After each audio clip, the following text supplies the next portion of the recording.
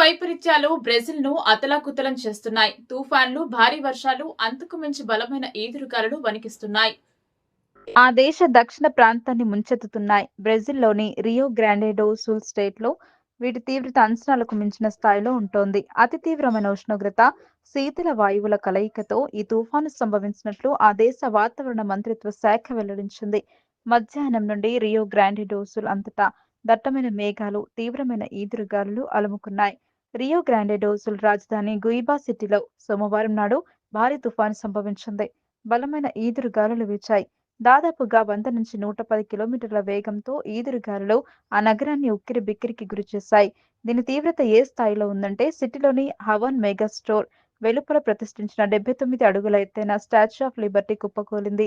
ఈదురుగాలుల దాటికి నెమ్మదిగా ముందుకు వంగుతూ ఖాళీ పార్కింగ్ స్థలంలో నేలకూలింది. దీనికి సంబంధించిన దృశ్యాలు వీడియోలో రికార్డయ్యాయి. సోషల్ మీడియాలో వైరల్ అయ్యాయి.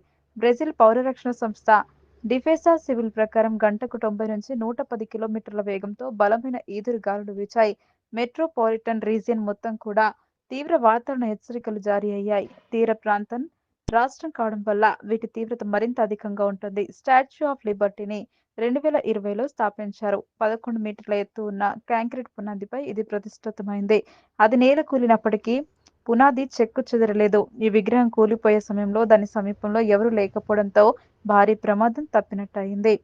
హవాన్ మెగాస్టోర్ సిబ్బంది తక్షణమే వాహనాలన్నింటినీ కూడా అక్కడి నుండి తరలించడంతో ఎటువంటి గాయాలు గానీ, ఆస్తి నష్టం గానీ సంభవించలేదు. బలమైన గాలులు, ప్రమాదకర నిర్మాణాల పట్ల అప్రమత్తంగా ఉండాలని, బహిరంగ ప్రదేశాలకు దూరంగా ఉండాలని డిఫెసా సివిల్ స్థానికులను హెచ్చరించింది.